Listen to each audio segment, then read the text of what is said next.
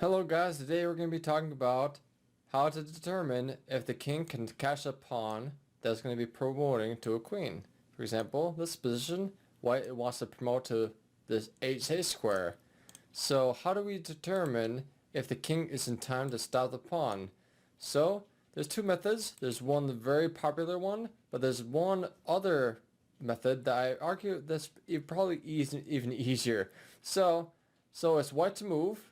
Naturally, they can go h5. Black pretty much is having to go to e5 to be what's called the square method. So drawing this king to this a-side square in front of the passed pawn, draw a box. If the king is on the square, and it can stop the passed pawn. So this is basically a demonstration. But when you have a 2-year-old, they just don't know how to do geometry as much as I'd know, but they do know how to count 1, 2, 3. So if I count the squares 1, 2, 3, 4, and if the blue squares 1, 2, 3, which number is smaller? The blue squares, right? So the black king will be in the square, and the blue squares are less than the red squares. And basically, if the red squares were only this one, like imagine this is like the pawn's on h5 and it's red to move, they go h6 and white is winning the game. So basically, I argue the second method is just counting. Let's see another example that makes sure that is formed in your mind. This one, we're playing with the pawns. So we're going to go to create a passed pawn. So maybe a move like b5. Take the pawn with b5. So most players will take the pawn back on b5, which is a very big mistake. So the triangle, like the square method, is more like a rectangle method. So it's really, you have to abstractly know how to do the geometry. So if you have a 6-hour long game and you're really tired, or if you're old and you want to just not think about things and you have to do this geometry, it's like I don't have to doing this geometry, but you can do math just counting the squares. So it's black to move, so king e7, and you know that for a fact that red has 2 squares and blue has 2 squares, and if you go there, there's only 1 square and it is basically catching the pawn in time.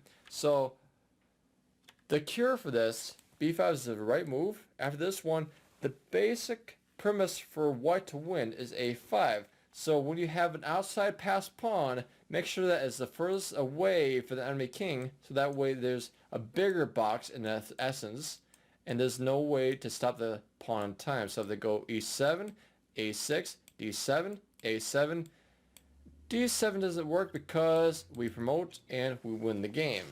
So we have the white pieces, and we have an outside passed pawn and also king-side majority. So a lot of people would, like a lot of maybe beginner people, will say, let's just push the majority and just have this king get distracted, and it'll be winning with the king-side pawns only. So the black king can go king c5, g5, king takes pawn, then go even for so far as f5. They want to go g5, f6. Now I'll be a draw. So if you do the counting method, the square method is going to be very abstract because we have multiple pawns, multiple scenarios. But we do this counting method. It's black to move, and it's going to go maybe move like king c5 or king c6. They have 1, 2, 3 squares to go to have this king be on the king side. But red is going to be doing this 1, 2, it's going to be just exchanging 3, and 4. And basically 3 beats 4, and it'll be a draw for black. It'll be not good. So if he plays this out, king d6, f6 there, take king e6, and it's really in time for just taking the pawn. Doesn't matter if you have the majority, you have this break through with f6, it'll be a draw. So the main method is to get the king involved right away. So the king will be helping the passed pawn. So king b2 is the right way to win this game. So after king c5, the king has to do this distracting duty with his b pawn. King c3, the king takes a pawn, but now king d4. So trying to block out the black king, so they go king c6, we go king e5. They go king d7 to prevent this penetration this way. Now we can do like many things to win the game. I recommend maybe h4. If they go h5 to copy you, it'll be an easy win. Just pick up the pawns. If they go there, king g6, it'll really be an easy game. But if they don't do that, just play smart. King e7. Then we can go h5, reaffirming the space advantage with a majority. Then go king f7. Now we can go g4. So they wouldn't dare to go something like g6. So if they do, they're going to take this pawn, and now we can go f4. So they can go maybe king e7. Now we can go g5. So they have to move the king again. So let's say if they go king f7.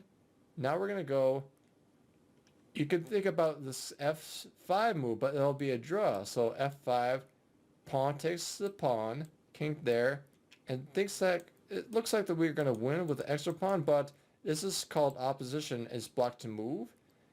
But the thing is, the king is in the same rank as the pawn. So we won opposition, but we're going to draw this game because the king and the pawn are on the same rank. Not the king be ahead of the pawn, and then maybe for an advance, like maybe the king is on, like maybe just picture this pawn in g4.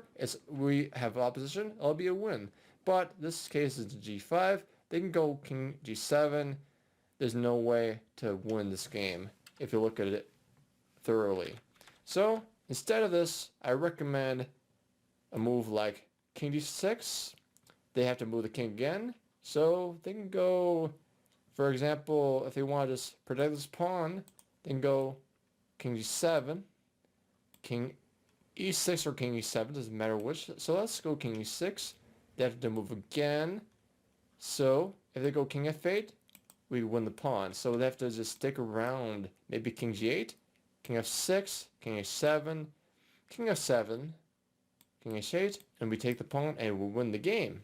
So that's basically, if you go back to the very beginning, you want to have this king be involved with a majority. So the majority by itself doesn't win, but with the king's help, it'll be combating this king and the pawns will win. And thank you for watching. I would greatly appreciate it if you were to support my new and growing channel by leaving a like and subscribing. And I'll see you in the next video.